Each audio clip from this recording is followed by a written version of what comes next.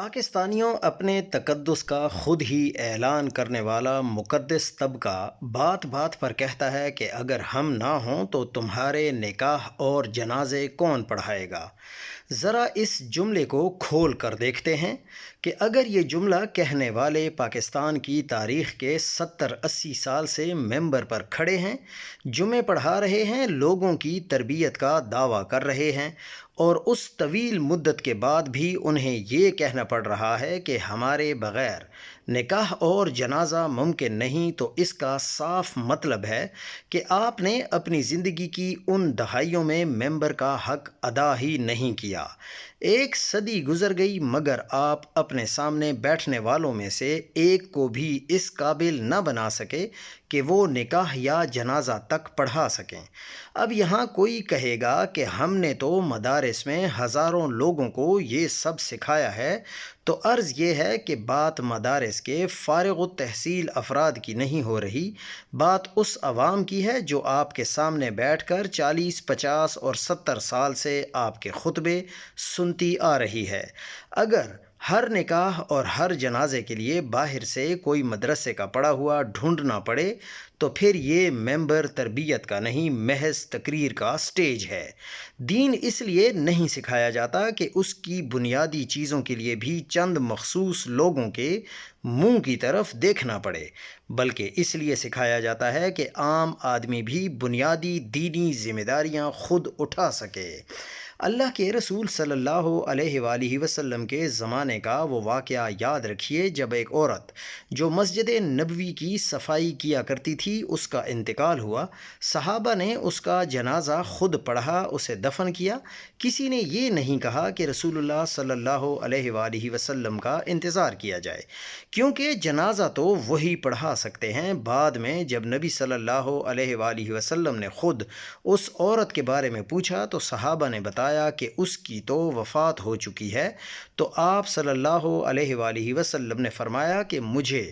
اس کی وفات کی اطلاع ہی دے دیتے۔ اس کے بعد آپ صلی اللہ علیہ وآلہ وسلم نے اس کی قبر کا پوچھا اور وہاں تشریف لے گئے اور وہاں اس کی نماز جنازہ خود بھی ادا کی۔ یہ بخاری شریف کی 458ویں نمبر حدیث ہے اور مسلم شریف کی 956 نمبر حدیث ہے۔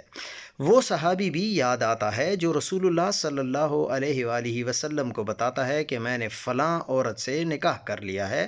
نہ کوئی نکاح پڑھانے کا ذکر، نہ کسی اجازت کا سوال۔ رسول اللہ صلی اللہ علیہ وآلہ وسلم نے نکاح پر کوئی اعتراض نہیں کیا، بلکہ اسے برکت کی دعا دی اور ولیمے کا مشورہ دیا۔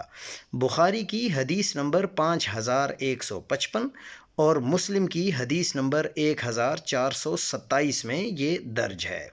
ایک اور نوجوان صحابی کا قصہ بھی سنیے جو رسول اللہ صلی اللہ علیہ وآلہ وسلم کے پاس آ کر بتاتا ہے کہ میں نے ایک شوہر دیدہ خاتون ہے اس سے شادی کر لی ہے۔